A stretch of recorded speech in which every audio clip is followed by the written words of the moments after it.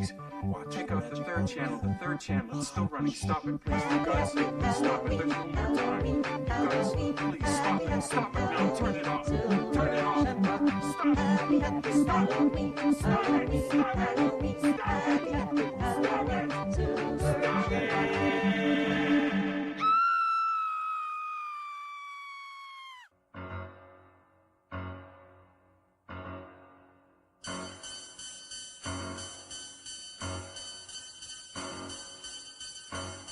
Loony Loomis Podcast presents the season of Halloween.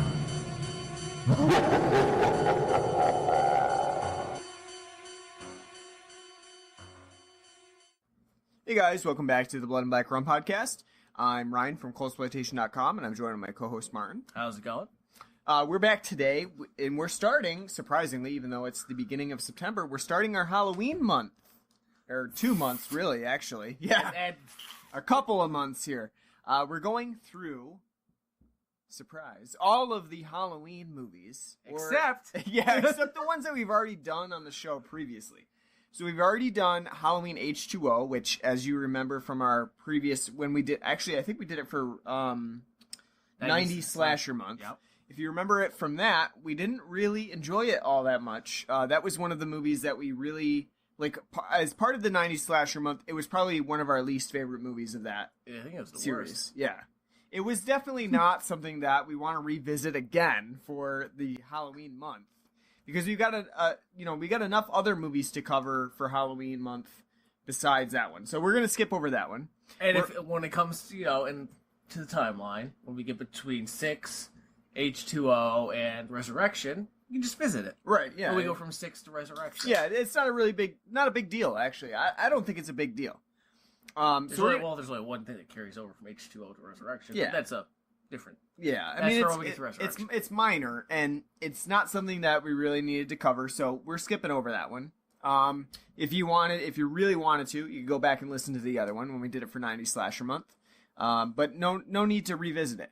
The other thing we're not going to revisit is Halloween 1 and 2 from Rob Zombie. We already did those episodes. Definitely don't want to go back and rewatch Halloween or Halloween 2 from Rob Zombie again. So we're skipping over those as well.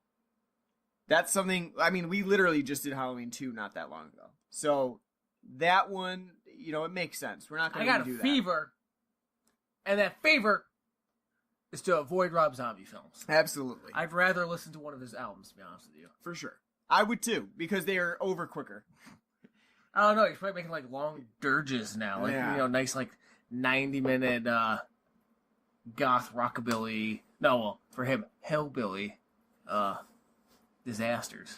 Either way, whatever, we're avoiding Halloween 1 and 2, the remakes from Rob Zombie. Those definitely won't happen during Halloween month.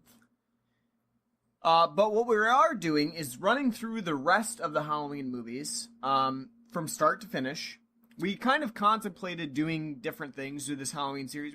We thought about doing from worst to best, from best to worst, and what it'd make more sense to do worst to best. Yeah, and what it all amounted to is basically the same order that it would normally be if you did it chronologically. So we decided that we were just going to go chronologically from start to finish, ending with the new Halloween sequel, which is also called Halloween.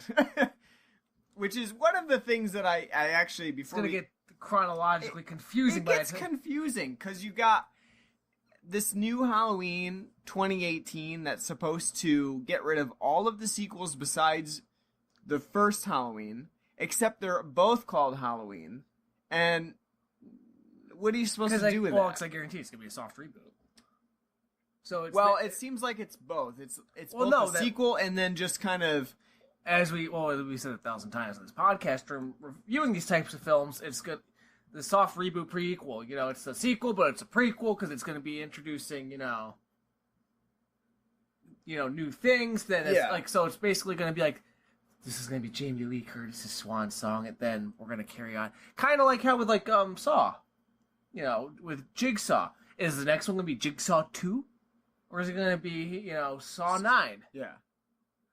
Who the fuck knows? Yeah, it's hard to say. I mean, I think in this case, We're talking about Halloween. I do think that they are going to kind of go off of the original Halloween, but you're also going to be 40 years later. So they're going to include... Let's say, hell, with the new one, they could, at the end of it, have Michael Myers' story be concluded, and then someone else takes up the mantle. Again, like with Jigsaw. Right. So, I mean, you know... I think there's a lot of places that they could go with it. They do have that time span that they can play with, you know, incorporating some of the ideas from the sequels that technically don't exist in the universe. So it'll be interesting to see, and we're gonna check that out at the end of October once it releases on October 19th. So that will be like our concluding episode to the Halloween series. So we're working up to that point. So we're starting from scratch, and today we're starting with the original, the best Halloween 1978. Are you sure it's the best? I'm going to say, I don't know. That's up to you to decide, I guess. You don't think it's Paul Rudd's Halloween? Halloween 6 is the best. You know, I was thinking, kind of pull back off of the Halloween that's coming out this year. Should we do one of those fancy-ass after-film podcasts? Like right after? That a lot of people like to do when they go to a movie. Oh, you mean like discussing it like directly after you see the movie? Just like throwing your thoughts out there? I don't know. We've never really done it before. Most of the time we kind of take some time to stew on it. Yeah, we haven't. So, I mean, it might be cool for that one. It might be a fun time. To get a gut reaction, kind of like... Like in the car after the movie. Well, that's what most of, like, Brad Jones, you know... From, I know they do, Like, from Cinema Snob, you know. I've never done that before. It might be fun to do. And we do get a lot of good discussions just after we see a movie. Which, so. Yeah, totally aping that from Brad Jones. So yeah. Sorry, Brad. It's a good idea. We could definitely check that out and see if that's something that we could do. Let us know if you want to hear something like that. You know, directly after the film, our thoughts on the movie. I definitely want to see it, and we talked about this too. I want to see the new Halloween like on Friday night, the opening night. Good thing I got the whole weekend off. It is a good thing because we're going to see it on Friday night. I don't know if we're going to hit the 7 o'clock movie. We're going to hit the 9 o'clock movie. Whatever it is, we're seeing it on opening night. And I think it'll be a lot of fun. It's something that you don't think about. Like, it used to be a big thing earlier. You would go see movies on opening night. Now it's like, if I don't see it on opening night, it's fine. You know, or whatever. Midnight. Or yeah, if you're a diehard, you go on midnight. I want to see it opening night. I don't think I've ever seen a film on opening night. I saw Saw 2. Saw 2? Or Saw 3? Saw 2. I saw Saw 2 on opening night. I remember it distinctly because it was during Halloween. I saw it on opening night. I don't think I've ever seen a film like around opening night. The closest was probably like seeing Revenge of the Sith like 3 days after the fact, and it was still a pretty packed house, but I didn't see, you know, the night up. Like, even, like, the big things like Infinity War. We didn't watch that the night it came out. Mm-mm. You know, like, a lot of it, so... No, that was, like, a couple days later. Yeah, so I always, like, catch them, like, 5 days to a weekend, and then, you know, go and see it. Yeah. Just because it behooves my time scheduling. Because I don't, you know, with films getting released late Thursday nights, Fridays, I work weekends. Right, that's so always tough. I can't, you know, do that. Yeah, so my plan is to see Halloween on opening night. But before we get to the full 2018, 40 years later Halloween, we have to talk about the initial Halloween, the first one. The one that started it all. That's right. The 1978 version of Halloween. So, the interesting thing about Halloween, before we get into... I don't want to go too far into the movie itself before we start talking about it, but the interesting thing about Halloween is that though it has a lot of fans, it also has a lot of detractors. I would say that, like, as a slasher film, it's probably one of the most well-recognized and also unappreciated films of the time. So there are people who really love Halloween, and they'll give you a bunch of reasons why they love Halloween. But there are a lot of other people, like my wife, who don't really find that Halloween is a entertaining film. And I could see it from both perspectives. I can see that people might find Halloween to be a very slow film. Well, I was about to say, before you go on, sorry to interrupt. No. I would find it hard for anybody who's of our age group and older to not be in the group of this film, thinking of this film positively. Mm-hmm. I think, though, if you're younger, I can see why this film would not be appealing.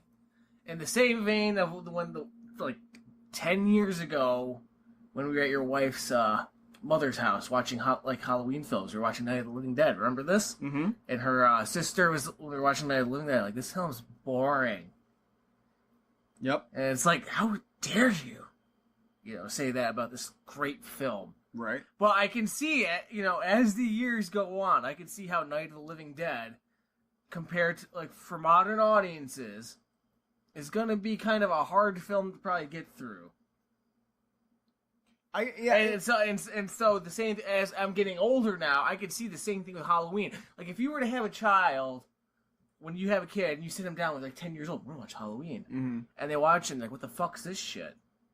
And you're gonna be like, how, what? I think dare you say it is that? In the same vein that you are watching this film and you're kind of. And we timed it out. I mean, it's 54 minutes before the first actual on-scene murder occurs. After, in the first 5 minutes with the first one. Right. And that's a long time to wait. Especially a 90-minute film. Yeah. This isn't your modern-day film where it's 2 hours and 20 minutes, Yeah. If that's a long time to wait and ask the audience to kind of be patient with the character development and the sort of, like, the other aspects of the film that don't directly tie into the Michael Myers murder spree that happens on Halloween. So you That's, 4 people? Yeah. And you're getting a lot of downtime in between. And most people are now, if you're watching a slasher film, you're expecting a high body count. You're expecting up to, like, upwards of 10. Unlikable pricks. Yep. That you just want to see die. Yeah. And, cattle for the slaughter. And part of that actually comes from Halloween's own sequels, which sort of started to up the ante as you got further. So you got 4 and 5, which increased the body count. You got... I think that's more due to what comes, from the slasher films. Absolutely. It does. Yeah. You've got the 80s, which, again, they were always trying to one-up themselves. So you've got this film that takes place on a holiday. Well, we need another film that takes place on a holiday, but actually has more kills on screen than the one before. Yeah, then you just, like, again, up the ridiculousness factor until you become like, well, we got to parody it now. Almost, yeah. Because, I mean, Halloween, I'll give it credit to where the fact it's never gotten to the levels of parody. Like, with, like, Friday the 13th and with Freddy and other slasher films, like, where it becomes, like, at a certain point, like, well, we don't know what the fuck to do anymore, so we're going to parody this bullshit that's been going on for the past couple of films, because, it's just getting ridiculous. Right. Halloween never actually got to that point, where they're, like, actually parodying themselves, like, oh, look what we're doing, Yeah. type of thing. I think it kind of died out before that point. So you got to Halloween Resurrection, and that was probably its apex to where you were reaching that point. Well, I think also, too, they spaced the films out with the sequels enough to where, like, they had enough time to breathe. Friday the 13th is and not, at a certain point with Nightmare on Elm Street, it was a film every year. Like, all right, let's pretty much, Yeah. So after Halloween 3, which was supposed to be, we'll talk about when we get to that, an anthology series, and they go back to Michael Myers, there's a gap in between there, and then there's a few more years between 5, and there's a few more years between 6. Whereas a lot of other slasher films, like every year, oh, we had a successful one, let's do another one. Mm-hmm. Oh, that one made some money, let's do another one. And just bang, bang, bang. So that's why I think it never got to the point of parody, but it never got to the saturation point, really, too. Yeah. I think that, you were starting to get to that point in Halloween Resurrection, and we'll talk about that when we do that film, because obviously Halloween H2O, and you can listen to our other episode on that, that was sort of at the breaking point. You were getting to that point. You had Josh Hartnett in there. It was a very I forgot he was 90s slasher film. Well, all of them that were basically, especially in the late 90s, were written by Kevin Williamson. You got, and at that point, he's probably like, paycheck, don't care, I mean, you basically, H2O hit every single one of those elements of the 90s slasher film to a T. And so that was sort of the I don't want to say the downfall, because obviously 6 was no better, but you did have that sort of, it didn't help things, and then from there, Resurrection just really went off the rails. So, but you have to commend, too, that they didn't try to go further. They didn't take Michael Myers to space. They didn't, they didn't go where Jason 10 went. Put him in Afghanistan. Yeah. Or, yeah. So I do have to commend it that they kind of were just like, let's let it die. Let's just let it go. And then, New Line owned it at that point, right? I think so, yeah. So they, they're not known for letting things just, especially they're making a profit, to just die. I do appreciate, though, that they just let it die at Halloween Resurrection, and then eventually, took a long time, we get Halloween 2018. You mean Halloween 2007? I guess. I mean, if you're counting those Rob Zombie films in canon, which I don't think of them in the same vein at all. I don't think about them, period. Yeah, that's true. Except having nightmares about bad film experience I've had at the theater. Yeah, I definitely don't think of Rob Zombie's Halloween in the same way that I think of the Halloween series as a whole. I mean, now I do. I kind of do now after seeing them. It's like, well, why didn't John Carpenter 1978 have, little Michael Myers running around in a Kiss shirt? Or like... White trash families. Yeah. Yeah. It's like... That was the one missing piece that would make Halloween 1978 just the best film ever. White trash aspects of the film. Just missing. Rob Zombie added it. Combine those two films together, Halloween 2007 and Halloween 1978, and you have one perfect film. I wish I was in the theater with John Carpenter when he saw that film. I don't think he probably saw it. I don't know that he's seen all of it. I'd like to believe that he saw part of it and he was like, no. And he just shut it off. He saw the first part where Scout Taylor Compton is fingering a bagel and he was just shut it off. Nope, that's it. Done. He's a little bit classier than that, I feel like. I feel like he would say like, I didn't watch it, but he probably sat there with like tears in his eyes, like, what have they done? What are they? I could see that too, because he does come off as like sort of an old, kind of stuck up, arrogant maestro. And I could see him, sitting in the theater and actually watching it, but then saying he never saw the rest of it. Yeah, I could see him doing that. Just like with tears in his eyes. Like, yeah. What have they done? What did they do? Yeah. It's like, like the Rosemary's Baby of it. Like, what did they do to Michael? What did they do? Yeah, I could see that. All right, let's take a break for a second from our Halloween talk to talk about the beer that we have on the show. And I lobbied very hard for an Oktoberfest for this episode, and we did not get one. So, to be honest with you, because there's not a lot out right now, I got to be fair. Oktoberfest is kind of few and far between in terms of like different kinds. We've already had like Sam Adams Oktoberfest on here. We've had Saranac's Oktoberfest. So we've had Genesee's. Right. The different versions of Oktoberfest that we can do on the show are somewhat limited at this time.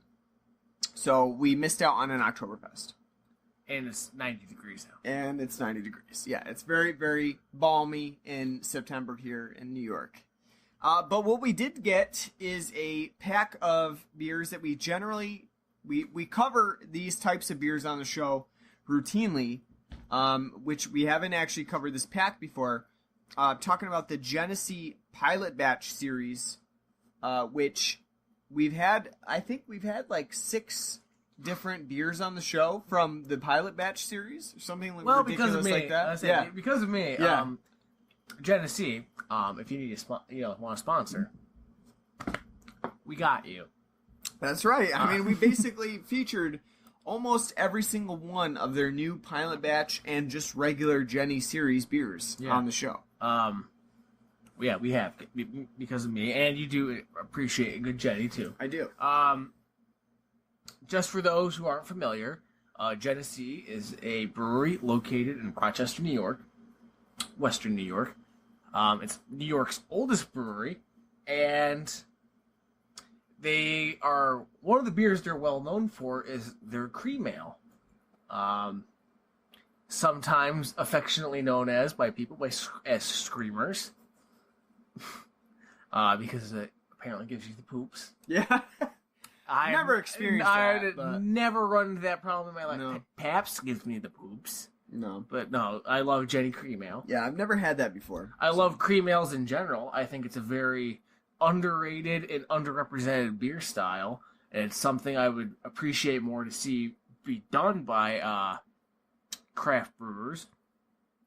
But because Genesee is well known and well loved for their cream ale, one of the packs they came out with for the summer was their cream ale variety pack, which has 3 different types of cream ales in it. One of them being a beer we've done previously in the podcast because it's 2 years ago they released the Orange Honey Cream Ale, and we did that in the podcast, talked about it. It's a very good beer. Very light, crisp, refreshing. Tastes like a nice creamsicle.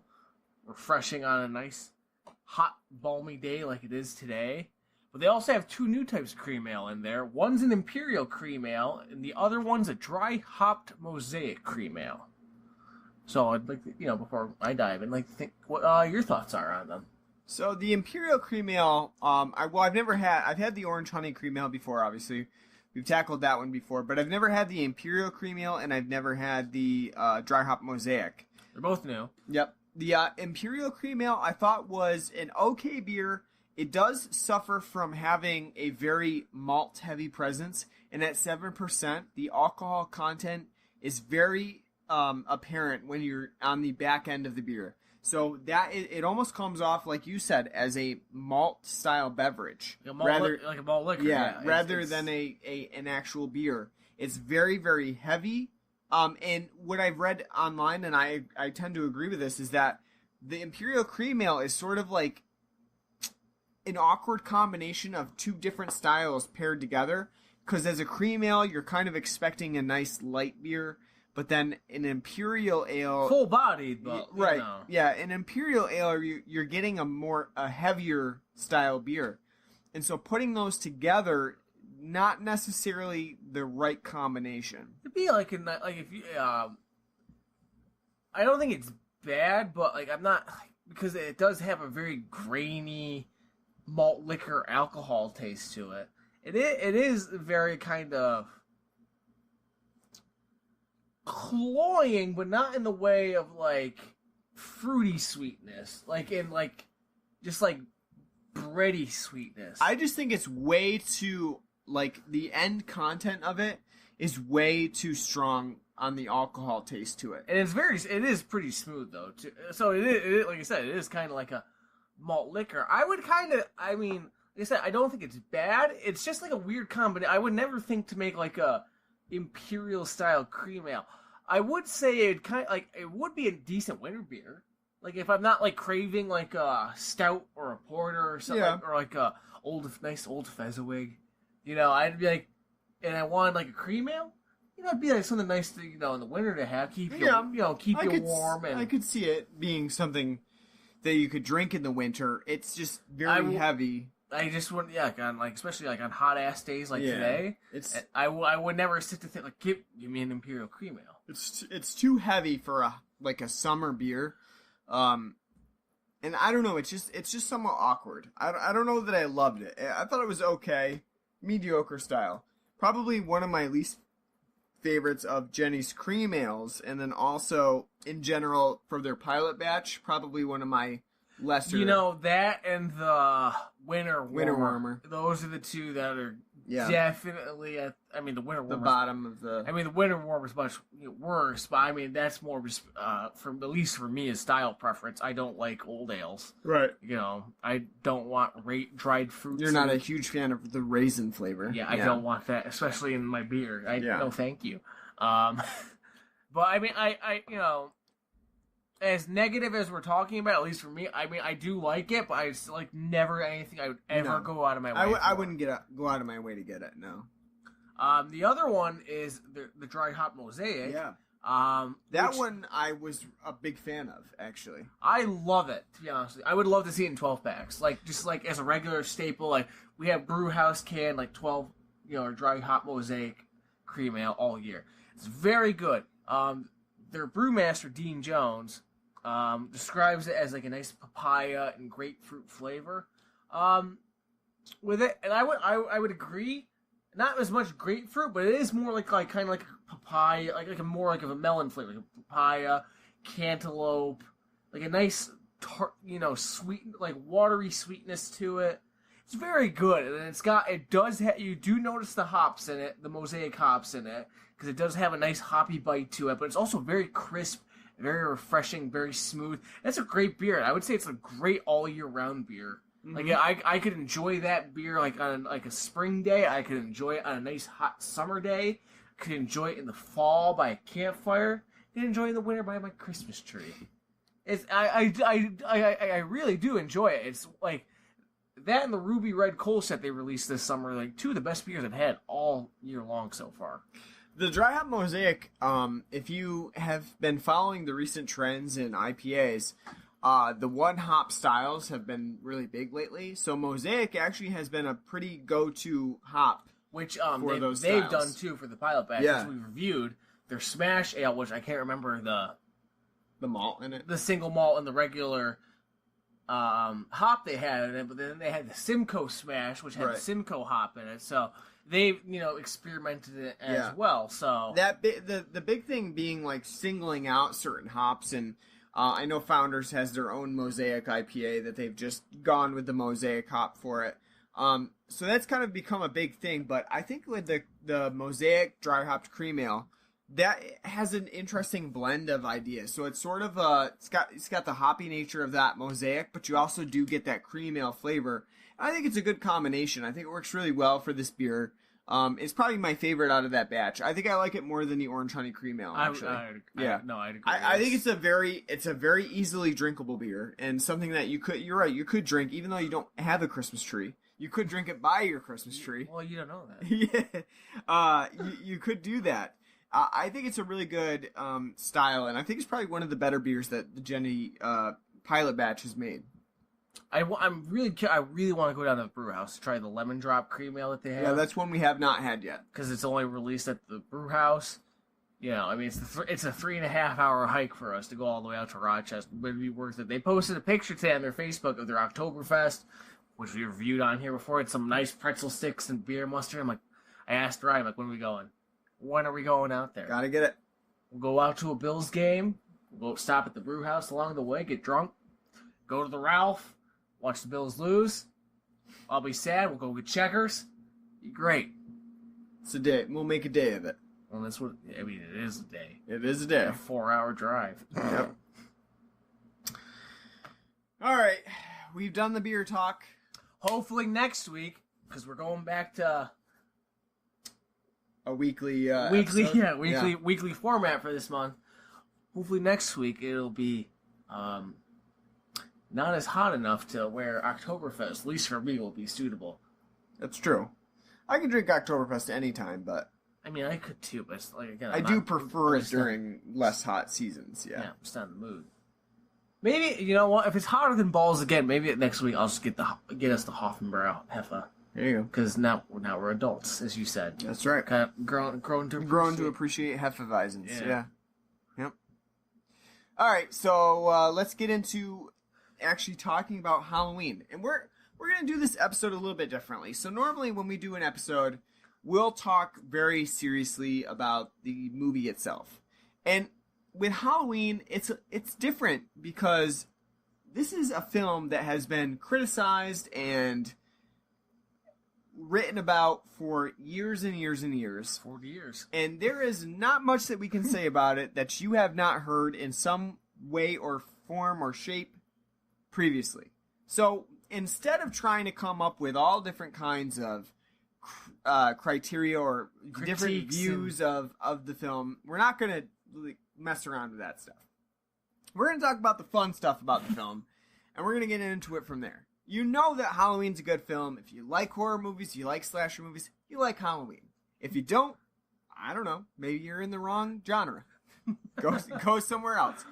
But I will start out by saying that Halloween has always been my go-to movie for the Halloween season, despite the fact that it really does not look like Halloween in the film at all. That is one of my big caveats about Halloween. That eats you up inside. I brought it up every year.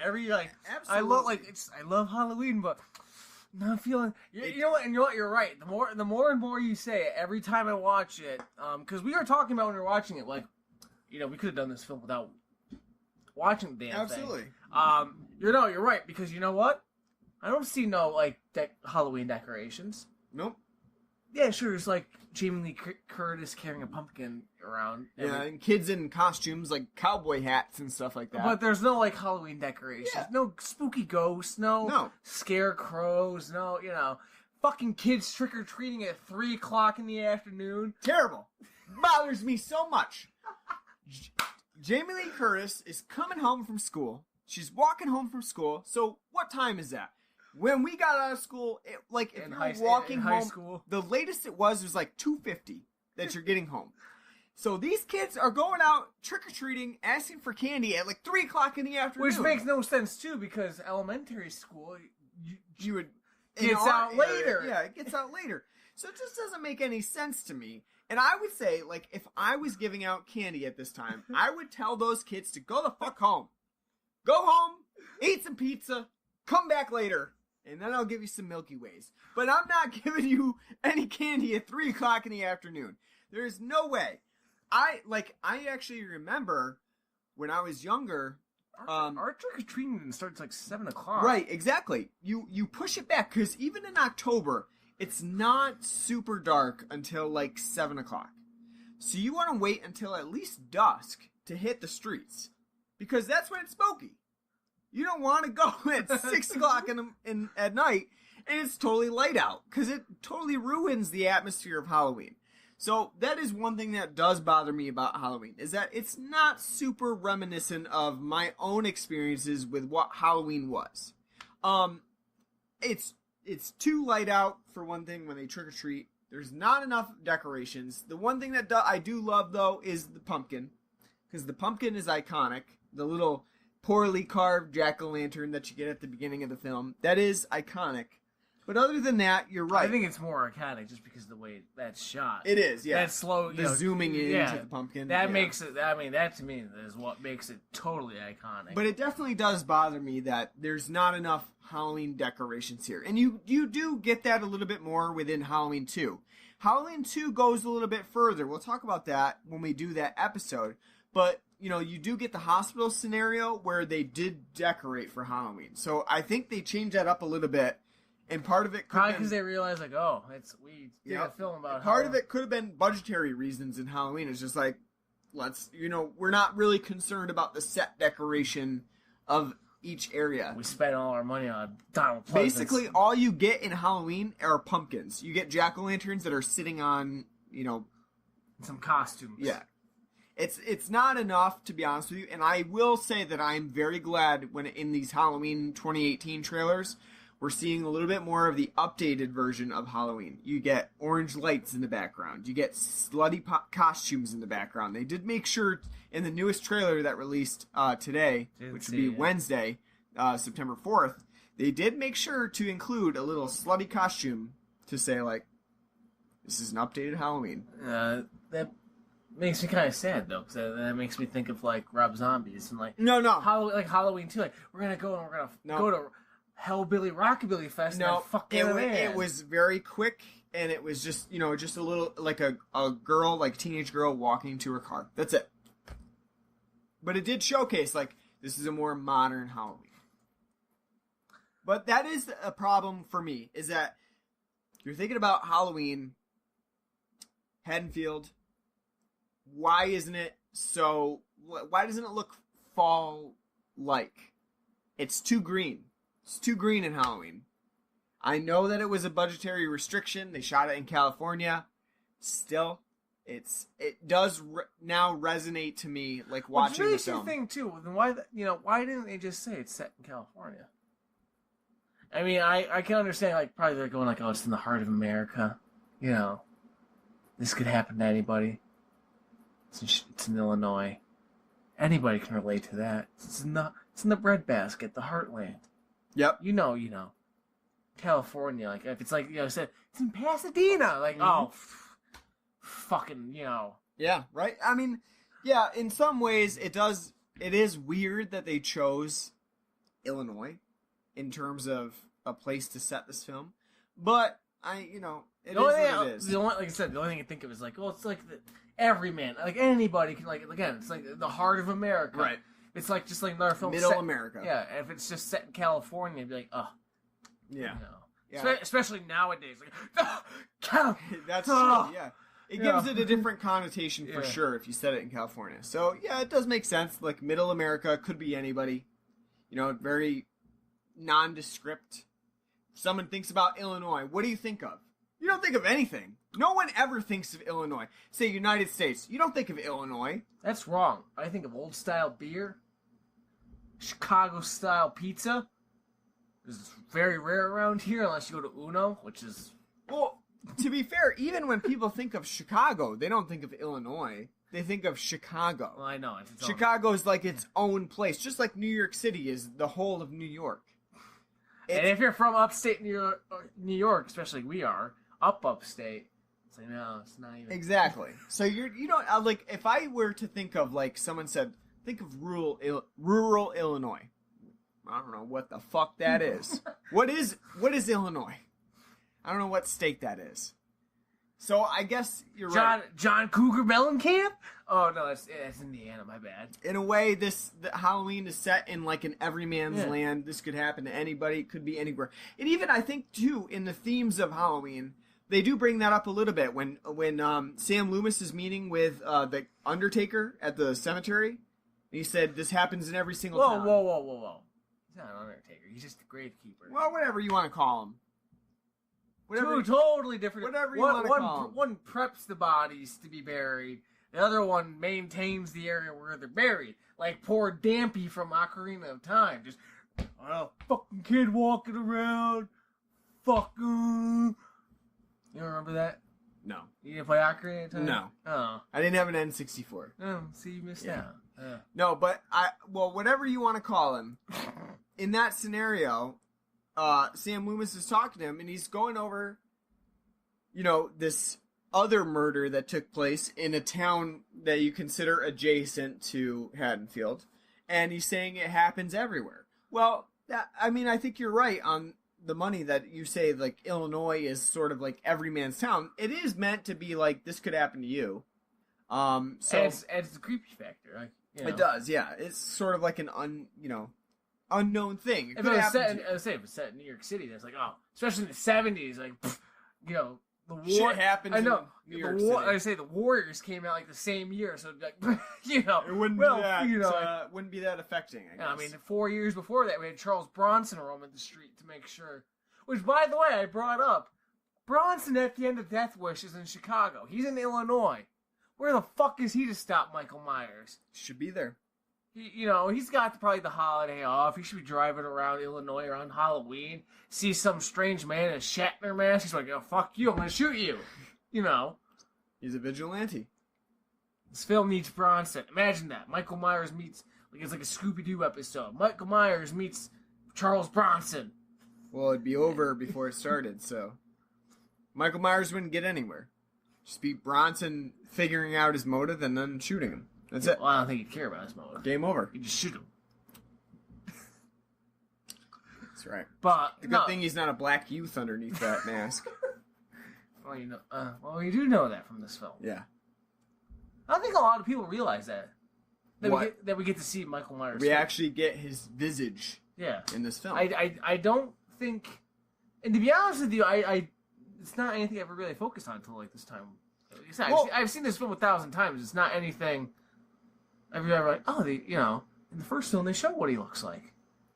Yeah. I think that what we get in this film, when we see the shape and the mask off, is that the intention was that he's really just a regular dude. He's just some guy who apparently was taught how to drive a car while he was in an insane asylum. I do like that they addressed that, because I was like, well, Jesus, he fucking, like, where did he learn to drive, you know, in the 15 years since he was 8 years old? He's only 23 in this film, in the fucking insane asylum. Who taught him? I'm pretty sure in 1978, that car would have been a stick. Not a lot of automatics around. So, like, where's the lead scene of him, like, putting down, like, Route 51, like, you know, like, actually, you know, like, stalling out all the time. Just kind of say, hold on, what did Dad used to say, you know?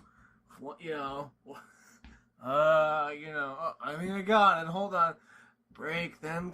No, hold on. No, you know, just trying to figure it out. Like, that to me would be, I would love that. That'd be a great, like, college humor bit. It would be a really funny bit to just have him driving, like, that first scene where he's escaping from the institution, and he steals the car from the nurse, you know, forces her out of the car, and he goes, and like you said, he's just kind of, like, stalling out every time down the road, and just starting up a little bit, then skidding to a halt, starting up, then skidding to a halt. It would have been a great scene.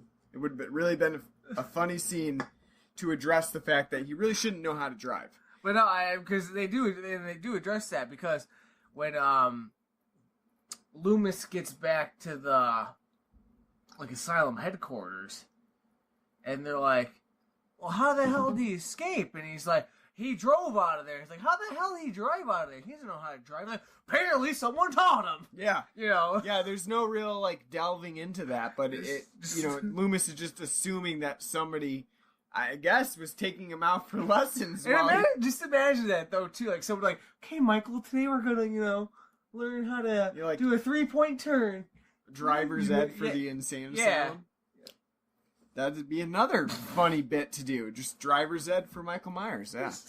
That's nuts. But you're right. With the unmasking of Michael Myers, we do get that in the original Halloween. I think it's just really a way to make him more into a man, which they then kind of reversed as they go into Halloween 2 and after. Which definitely, at least in my opinion, degradates the entire concept. I agree. I think that in Halloween, when you think that this is just a guy who's obsessed, with what we don't know, yeah, because it's very open. Again, it's only a 90-minute film, and most of the film is not spent. Again, like 3 minutes is dedicated to, like, Michael's backstory, right? And it's just Donald Pleasance reciting shit from Jaws. For the most part, so I think that's a little bit scarier because you just really don't know what to expect from Michael Myers. You don't know what this guy wants. You don't know what his motive is, and it leaves you with a mystery that you can't solve. And I think that that's probably a little bit more intriguing. Yeah, intriguing than what you get from the later Halloween films. So I'm not even talking about Halloween 2, but I'm talking about as you get further into the series. Well, we could even say in Halloween 2 he's still somewhat of a man. He was shot 6 times, but you could argue how he could survive that. Once you get further in, there's not really... Well, no, I know, but I mean, if you, like, go off of, like, the ending, like, the, you know, explosion, like, all right, there, it's, you know, right, that's it, you know, and no, you're right, because we've talked about several times before, not just with slasher films, but overall, as, like, an idea and a concept for, like, psychological thrillers and horror films. The less you show can sometimes, for the most part, can be a better thing, because leading up to the viewer's imagination is a lot more impactful. That, like, you know, if you have to think about, like, oh, how did he murder that person? Like, how did he do that? Instead of just showing, like, oh, here's this guy ramming a fucking, like, spike through this person. You're like, that looks stupid. You know, the imagination's a lot more powerful of an instrument for the most part when it comes to, you know, it's a genre that lends itself to the viewer's imagination and expectations, and then how they, you know, kind of go from there, whether it's subverted or not, and how they enjoy the film. So you kind of got to think about that when you're making the film. So just go for pure gore. If you just go for pure gore, then it's just, you know, right, torture porn type of stuff. But anywho, but no, you're right. So, like, the fact that he's more man in this is what makes it a lot more compelling than the rest of the films. Same thing with the Friday the 13th films. What makes the first one compelling is that it's not this horrible monster Jason. It's Mrs. Voorhees, a person who's upset about her son's death and, you know, wants revenge for it. Mm-hmm. Makes it more compelling than, like, the later on, where it's just this hulking bastard mutant child who's, you know, then eventually gets, you know, sent to hell and, like, conjured up by Satan and all this other crap. Yeah. Same thing with, like, this thing. It later goes down, like, oh, he's part of a cult of Satan and blah, blah, blah, blah, blah, nonsense. Bullshit. Okay. So, you know. Yeah, I mean, I agree. I think that you have that opportunity in Halloween to kind of be related to Laurie in some way, that you're stalked. You don't really know the reason why. You don't know, you know, what is going on in your life, and you're kind of in the same situation because Halloween and John Carpenter doesn't really explain to you in the first one what's going on at all. You kind of are left to draw those conclusions for yourself. Now, in Halloween, I would say that the sexual connotations of Michael Myers are a lot more apparent than any other film within the series. You have him basically being a voyeur throughout the film, whether it's in the beginning where he's spying on his sister, to later on when he's spying on PJ Souls and her date when they're having sex in bed. There's a lot of voyeur aspects to it that don't really come out in the later films in the series, but there's a sexual connotation there as well. I don't know that it's in the same intent as what a lot of people have assumed from Halloween, is that it's some sort of theme about sexuality and virginity. I don't know that Carpenter was essentially trying to say that virginity was, you know, the surviving factor here, and that... Well, to be fair, he's from a generation, too, of the sexual revolution. Right. Do you think he, you know, like, oh, no, I'm not just going to wait till marriage, you know, to... Yeah, I don't think that he meant to say, in this sense, that Laurie was surviving because she was a virgin. And we don't even really have any information that confirms or denies that, really. I mean, she's... I mean, I would say it's pretty explicit, though. All her friends, she's, you know, teased her about the fact that she's never had a boyfriend. She doesn't go out. She just studies and babysits while her friends are out fucking and... But she does also... And by fucking, I mean 2-minute, you know, forays into sadness and then having a cigarette. She does also partake in some, like, explicit elements, though, too. She does smoke pot in this film. But it does come across, though, as like it's her first time, though, because she was coughing throughout it. So, I mean, it does, yeah. So maybe she's, like, cause she's spooked out from all the stuff that's been happening. Like, she's been seeing Michael throughout the film, so she's like, I'm kind of spooked out. Like, sure, maybe I'll try this. It'll calm my nerves, and, you know. Yeah. In general, it doesn't seem to work. No. It makes you more paranoid.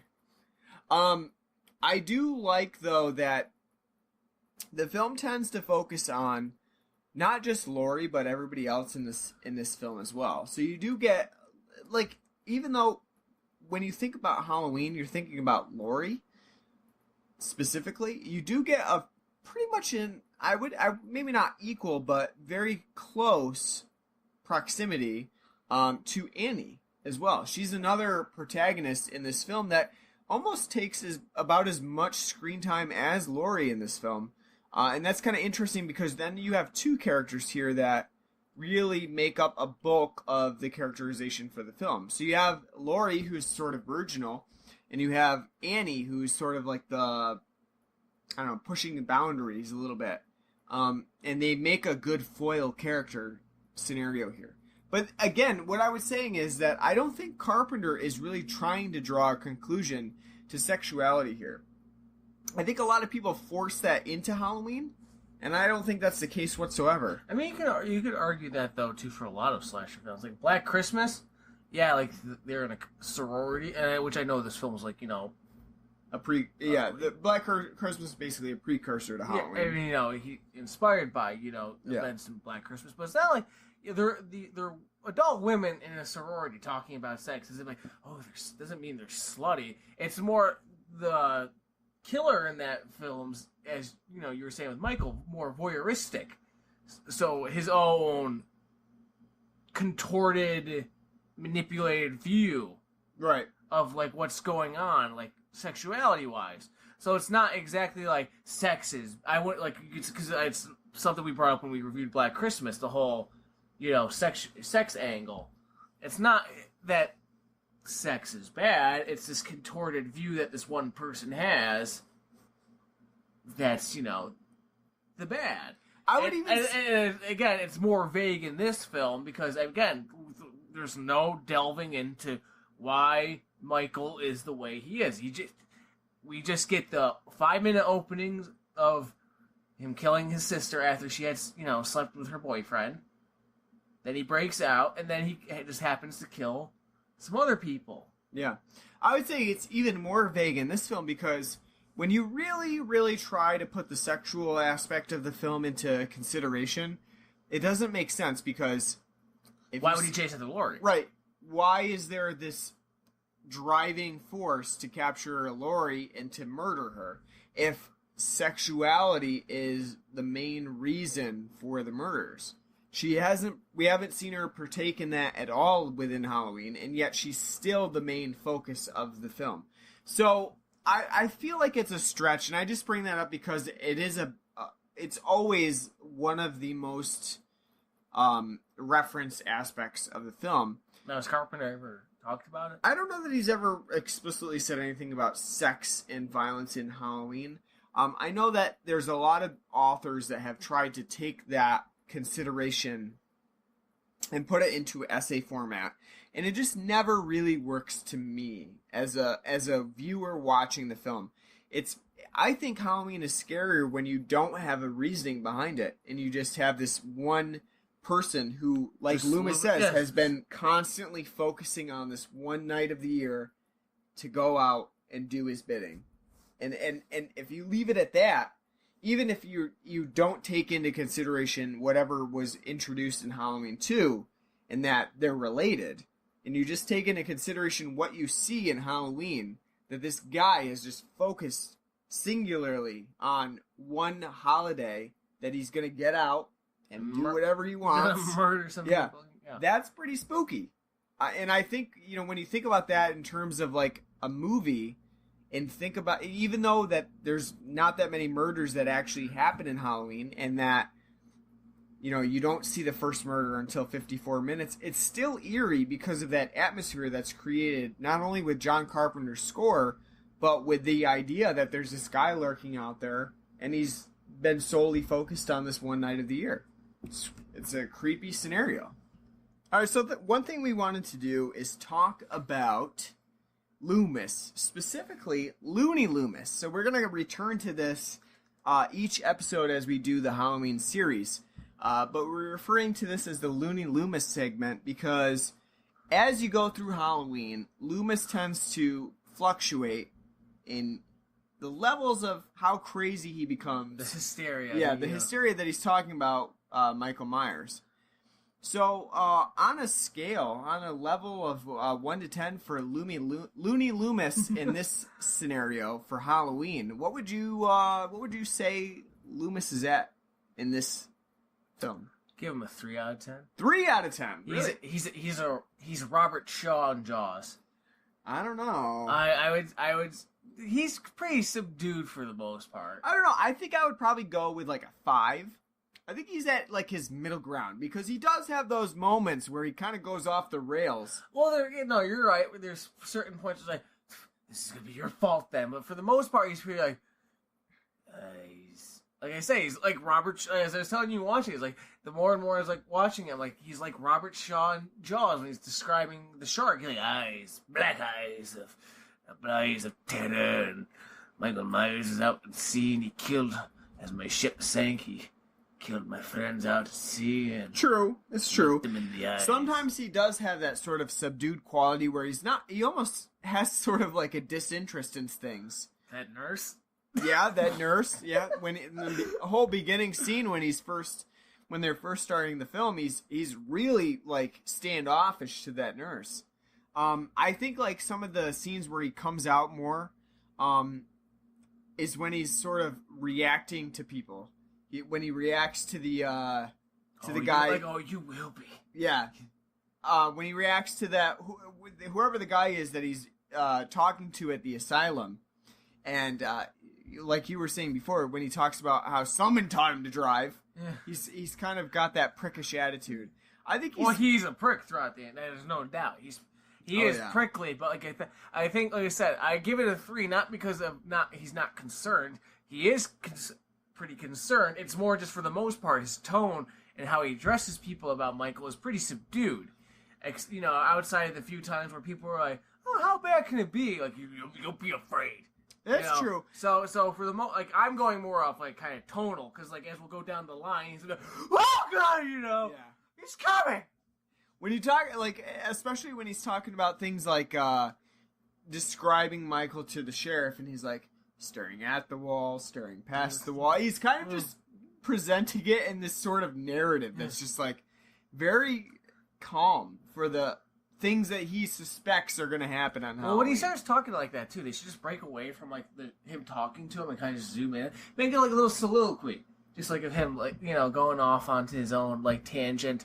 And you can, like, flash back to the sheriff and, like, no, when's he done? I got, Yeah. I got my mutton chops. One of my favorite moments, though, is when the sheriff says, and if you're right, God damn you for letting him go. It's like, I do love that because the sheriff is also very subdued. Yeah. He acts like he really does not give a crap about what's going to happen on Halloween. And he really does play no part in the initial Halloween film.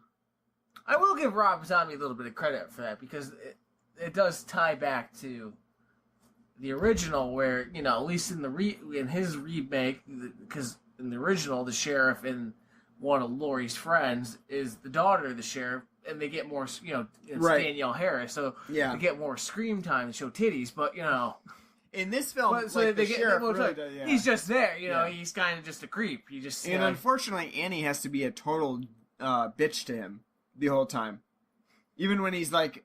Well, Laurie's friends they're both bitches. Yeah, when he's investigating that break-in at the mask store, and Annie's talking to him, and then asks him a question, and he responds to it, but he responds loudly because the alarm is stopped. She said he yells too. That's something my sister would do to my dad. I'm pretty sure. Well, and they just got done smoking a joint, so they're probably like, what? Oh yeah. That's funny too because. I'm pretty sure that he knows they were smoking a joint, and he just doesn't care. Oh, I know. That's why I said, too, because I when that whole thing was going on, because afterwards, like, Laurie's like, I bet he could smell it. He could smell it. And she's like, no, he couldn't. It's like, you have to be retarded not to be able to smell fucking, weed getting toast. No, he could totally smell it, and he's like, I care for my daughter. I'm not going to What's he going to do? Right? Yeah. He knows. He knows, Laurie. And the other thing about that, too, that bothers me is that, like, Laurie, what the fuck do you care? You're friends with a sheriff's daughter. You're in the clear. You're good. Don't worry about it. He's not going to arrest you. He might just sit you down and look. You might want to do that. Yeah. You're in the clear, Laurie. And again, his mutton chops say he was listening to some Beatle albums like 10 years ago. So he knows all about it. It's too bad Xanax wasn't readily able to be prescribed back then, because she could definitely use some. She probably needs what did they have back then instead of Xanax? It was Quaaludes. Yeah, Quaaludes. Yeah, she needs Quaaludes. Yeah. That would be interesting. I mean, not the like Jamie Lee Curtis tripping on Quaaludes, but it's like why is she so like frantic? Yeah. Like, there's nothing about her home life that's a big question about Halloween. That kind of suggests, like, why is she so, like... Yeah. She's uppity. I know, but, I mean, it would be kind of nice to think, well, okay, so why is that, then? So, I mean... you can't even credit Rob Zombie's remake, because, I mean, she's not uppity, she's just a cunt. She's just... I'm gonna finger a bagel. Oh. In Halloween, but I mean, there's no explanation. Like, why is she so timid? Like, even if you took out all of Michael Myers' appearances, and Laurie just got upset about a prank, like a phone call that she received, she seems like she's kind of off kilter. Why would you be upset about a phone call where you get like some munching sounds on the phone? You wouldn't be upset. She'd call it lewd. One of those lewd phone calls. You'd be like. That's something my mom would say, like, oh, what was that? Some lewd person. You'd be like, that was annoying. You just move on, like, hang up. Move on, yeah. Just like, huh, That's weird. Go watch TV like a normal teenager. Yeah. One thing we haven't talked about is how many times PJ Soles says "totally" in the film. Totally. I like that you refer to her by her. Yeah. By not Linda. Yeah. But by PJ Soles. Yeah. What other fine works has she appeared in? One of them would be an Australian film, which the name is blanking on me right now, but it was actually a pretty good Australian film. Is it the one that we did?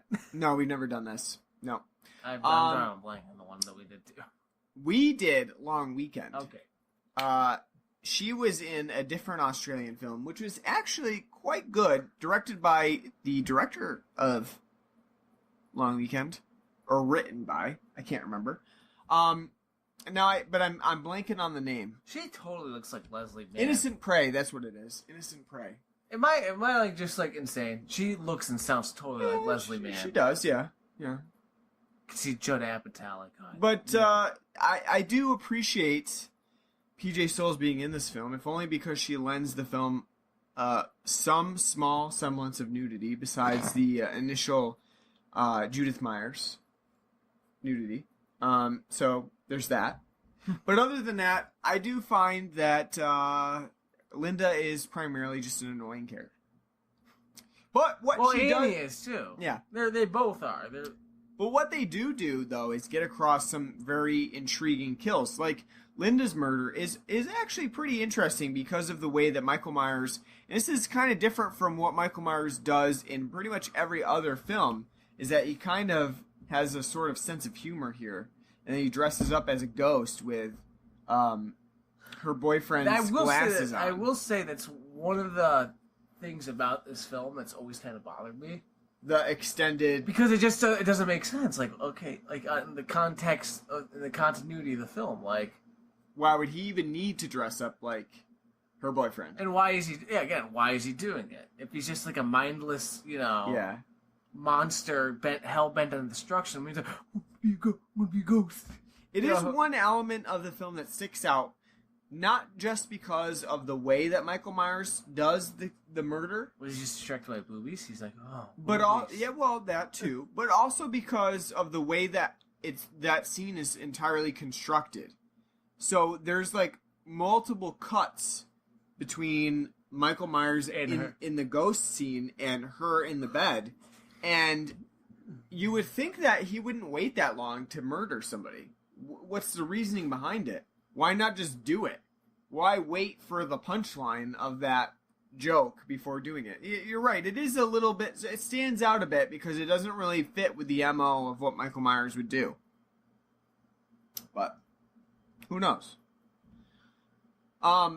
The other thing that we forgot to talk about, or we didn't mention, I guess you could say that's the one point of parody in this film. Yeah. I mean, well, in the franchise. Yeah. And we'll keep it tally as we go along. But I guess maybe that's parody. Like he's like, it's Halloween. He's a spooky ghost. And one scene of just sort of like comedy from Michael Myers. Yeah, just kind of. Yeah.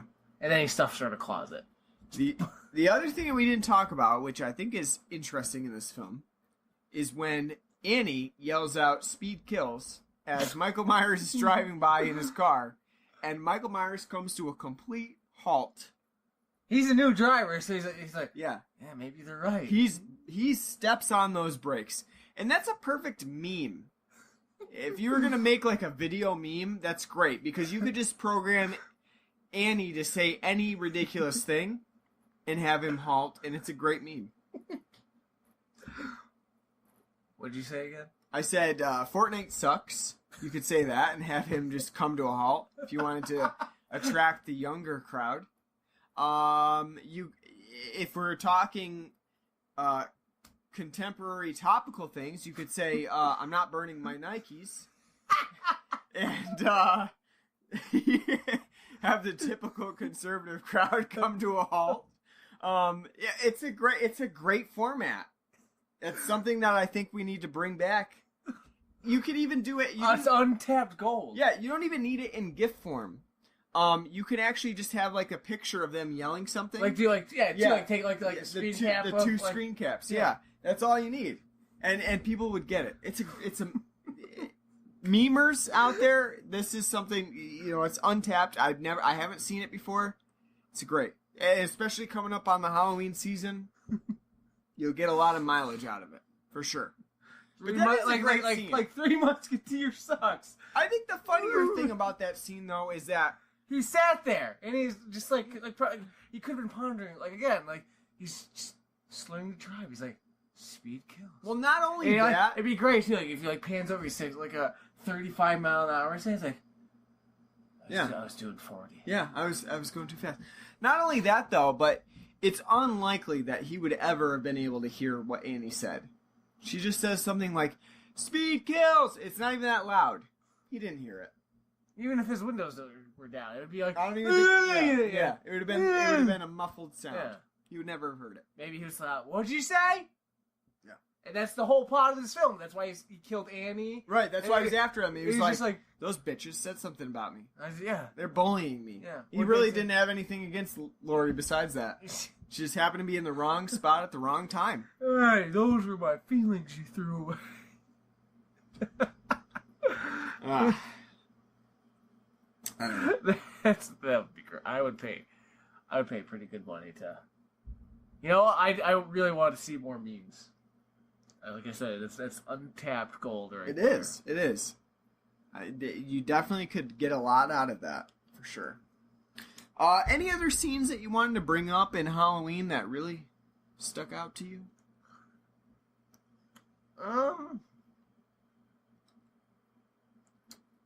Obviously, I do like the ending. The 6 shots.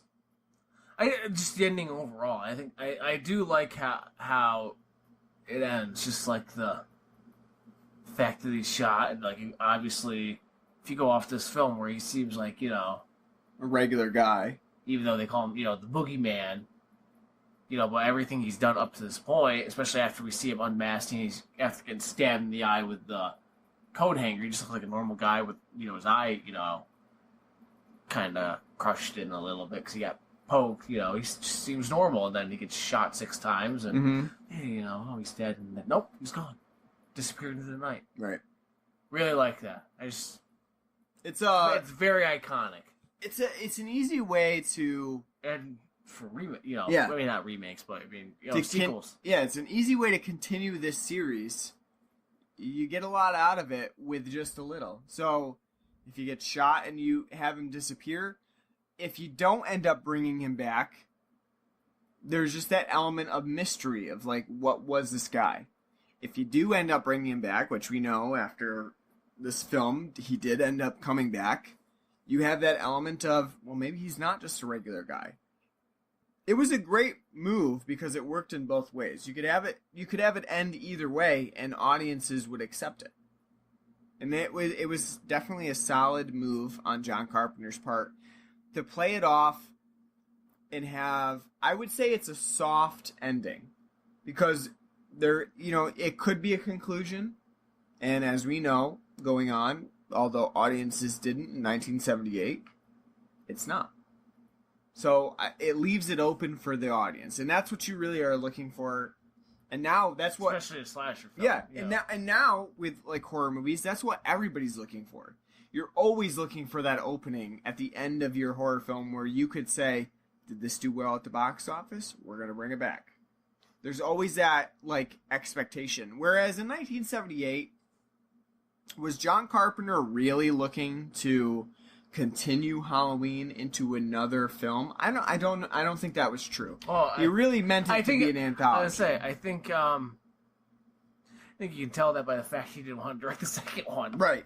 You really meant it, and he had to be forced into writing the second one. Yeah. So, And if you think about what Halloween could have been, if they said, all right, we're ending Halloween 1 with Michael Myers at this point, and Halloween 2 is going to be a completely different storyline, I think Halloween 1 would have worked really well with that ending. It wouldn't have affected it whatsoever to say, it didn't have a hard ending. No, it works again. It would have been a perfectly acceptable ending either way. No, it works perfectly fine. As like if they were going to lead into the next story, because again, it adds to the creepy factor. Like, oh, this guy we thought was just like some normal deranged person. Well, how the hell he survived 6 shots? You know, I think that we would have, and it would leave you to more intrigue. And then if they decided to like go off and do something else, like, well, what the hell happened to that? And then you could like just then like maybe 3 films down the line, like we're going back to the Michael Myers story and like continue from there. Like, I think you could have left it at mysticism too, because on Halloween night, there's always that mysticism of like what's happening on the night. There's always that myth that on Halloween, the border between living and dead is closer than it's ever been within the year. So if you were to move on from Halloween 1, you would have a more supernatural tone to it than you even get when you think of Michael Myers as like this unstoppable boogeyman. There's an aspect to it, if you were just to leave it at the end of Halloween, that would carry on as a legacy for this film series. You moved on to another anthology part of the Halloween series. I really don't think it would have affected it poorly to leave it at what you get at the end of Halloween. Which is surprising, because most of the time when you leave a soft opening like that, it's not as effective as when you can end something definitively, because everybody's always thinking, well, they're cashing out. You know, they're definitely looking to extend the series so they can make money on it. But in this case, I think that would have been a bit different. It would have been seen differently when you saw it in 1978. Especially in the 70s, because they weren't as concerned with sequels. Right. There wasn't like that expectation that they were working on this specifically to make another movie in the line. Just gotta look at all the films that got released in the 70s and how, you know, what a maverick time it was for like yeah, we'll take this, you know, idea. And it definitely would have been. I would love to go back in time and see Halloween in 1978, because and not know anything about it, because that would be a really fun experience just to see it and, you know, be in the context of the time and understand what it meant to have a film like this be released in theaters and see it firsthand.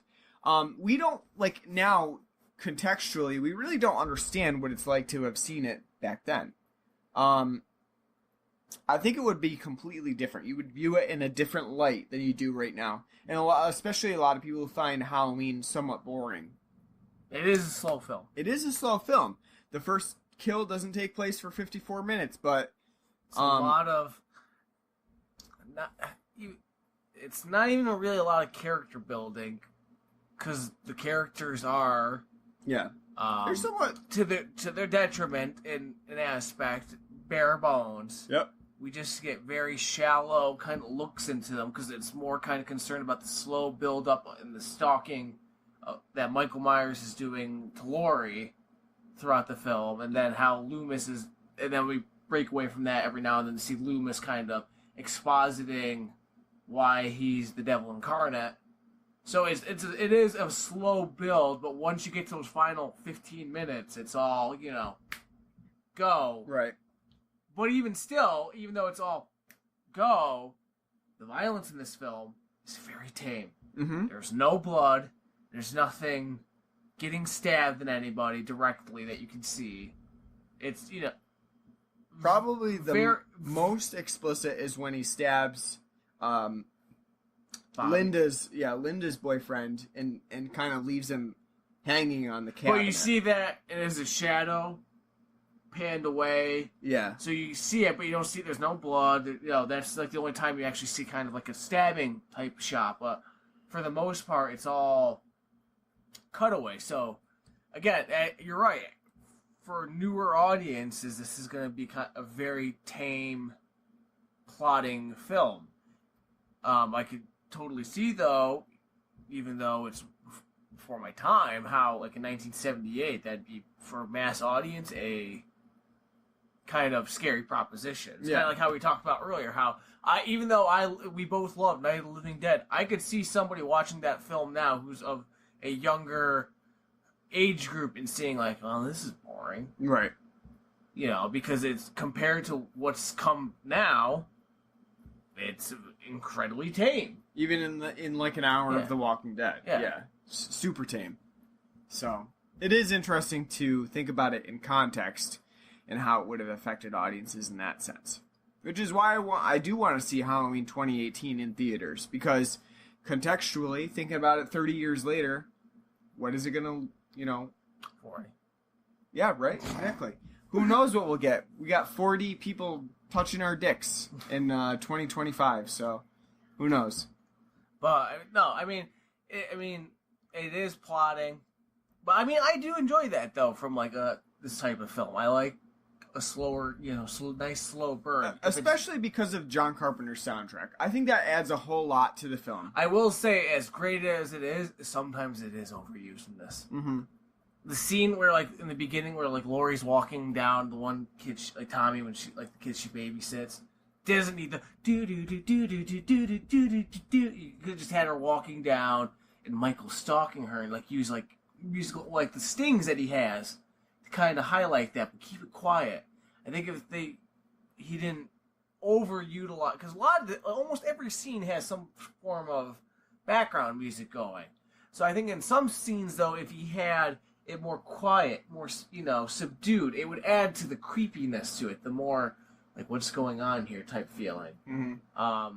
Again, it is iconic. I'm not saying the soundtrack's not. It's one of Carpenter's best, if not his best. But I think it is overused. It's kind of like how with, Suspiria, as much as I like the Goblin soundtrack, it doesn't fit the film at all. Yeah. I'm not saying the soundtrack doesn't fit it, but I'm just saying I think it's overused in certain scenes. Yeah. Silence goes a long way. So we have the difficult decision of rating this film, because we normally rate a film when we do an episode. So we have to rate this film based on out of 10 Laurie Strode turtlenecks. Okay, alright, yeah, turtlenecks is good. Or how about, we'll go a little bit more. Well, you know what? No, we'll go with that. I was going to say, how about 10 William Shatner masks, but that's too, we've got that's too mainstream. Yeah. We like to go for the obscure. That's right. 10 Laurie Strode. 10 Laurie Strode turtlenecks. What would you give Halloween? I'll give it a 9. Okay. 9.5. I'll give it a 9.5. Wow. I really like this film. I think when we reviewed The Thing, Carpenter's The Thing,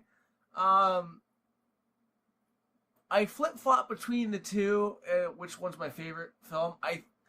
After watching it now, again, I'm leaning, because I saw The Thing a little bit more recent, I think I'm leaning closer to The Thing being my favorite Carpenter film, but this is a close second. I think it's really good. It's iconic. If there's any slasher villain, at least that I can think of, that's the most iconic out of them all, it's Michael Myers. And just how he looks. A lot of the things that he is known for would carry on into other slasher films. Ghostface, Jason, they all borrow their look. Even though this film's inspired by Black Christmas, the killer, how he looks and how he kills isn't the same how it is in Black Christmas. It's more kind of the motives and the stylistic choosings of how the film's made.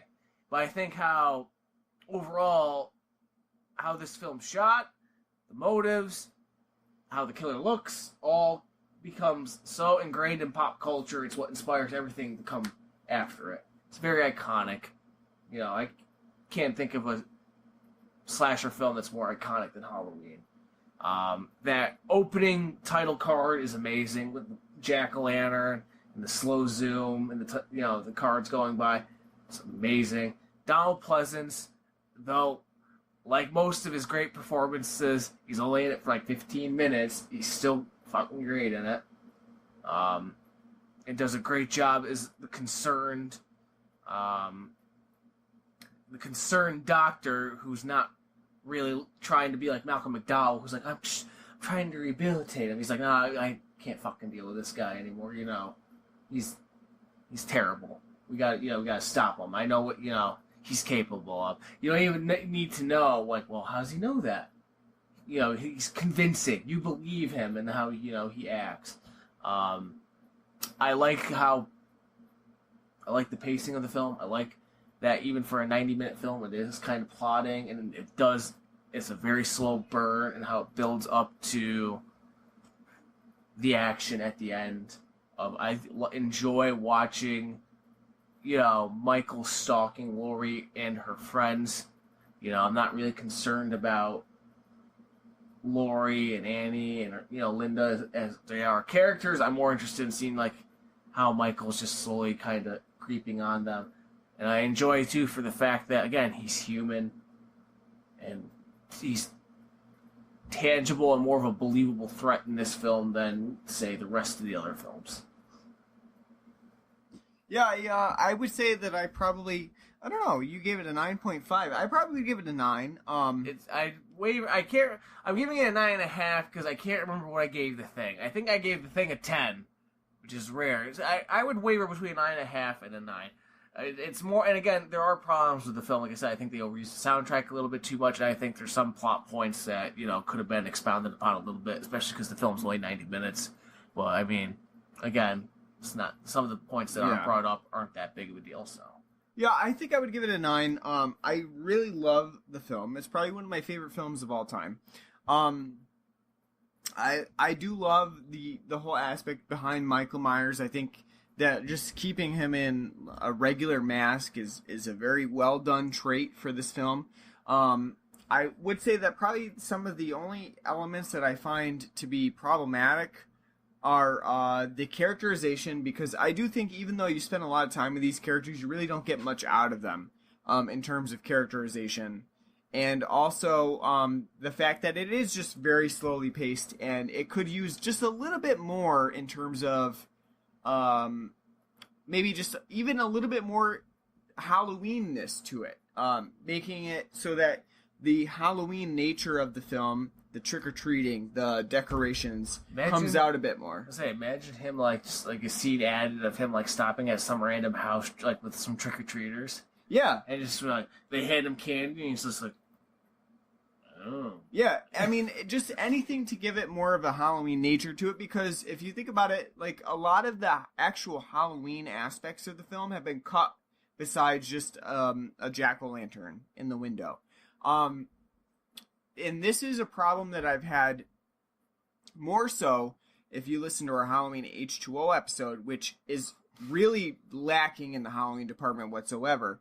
Part of it does make sense. I mean, obviously, Jamie Lee Curtis's character has cut Halloween from her life, but the actual elements of Halloween are missing there. And I think that's a problem with the regular Halloween, too. Even though you think of Halloween as a Halloween movie, it is missing a lot of those elements that you think about when you think of the holiday. Other than that, though, I think it's a really great film. You can't go wrong watching it. It's on my list of things to watch every year for Halloween. And I really don't, honestly, I don't think it's Halloween without watching Halloween. So that's a pretty great recommendation for me. So I'd give it a 9 out of 10. One of the best films. And you're right, I don't know. Is The Thing better? It's a good question. Yeah. I'll give it a 9. The other thing that I'll bump it down to a 9. I'm a strict grader, too. So the other thing that we're going to talk about, especially when we get into the next episode, is which one's better, Halloween or Halloween 2? It's a very interesting question, and we talked about this a little bit when we were watching the movie. Watching a cut version of the film where they combine Halloween 1 and 2 into one movie is probably the way to go, because they really are. How has AMC not done this? I know they've run the two back to back during when they're doing a Halloween marathon, but they really are films that are meant to be watched in a sort of drive-in movie way where you just watch them back to back. Don't even have it when you end Halloween 1, the end credits, just play it and then just go right into Halloween 2. Yeah, it literally picks right up. It's got kind of like a previously on. And then I would love to see just a combined version, and you get a 3-hour Halloween cut that's 1 and 2. It probably would be perfect.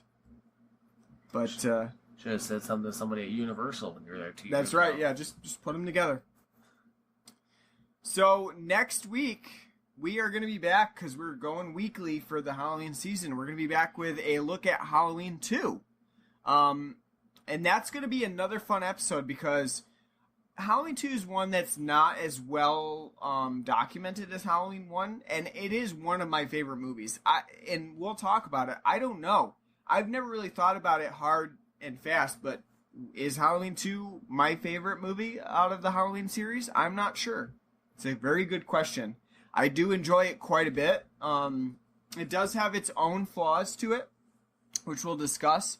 But it's probably one of my favorite films in the series and one of my favorite slasher films of all time. Hard for me to say which one I like more. So I'll save my opinion for when we get there. Yeah, that'll be an interesting question for the next episode on the show.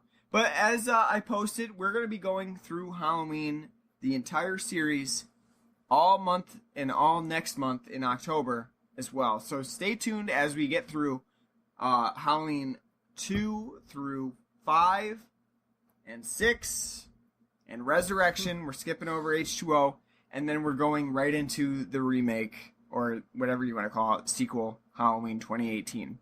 It's going to be an interesting month, and we might just have a bonus episode for you at the end of the month as well. So stay tuned for that too. But we're going to be going right through Halloween, and it's going to be a lot of fun and a lot of work for us. So hopefully you tune in, because we're devoting every week to this. And I'm hoping it doesn't turn out to be like the Saw retrospective, where we start to get burnt out on the movies. I don't see it happening, but anything's possible. Well, there's not enough green in this film, so... That's true. It's true. All right, so hopefully you tune in for the next episodes. We hope you enjoyed our unique, refreshing take on Halloween 1978. And come back to us next week for Halloween 2. You can catch us on Podbean, Stitcher, iTunes, Google Podcasts, and any other podcasting app that you can listen to. We're on Facebook at facebook.com/Blood and Black Rum Podcast. We're on Twitter at Blood and Black Rum. And we have an email address at bloodandblackrumpodcast@gmail.com. So you can write to us and let us know what you want to hear.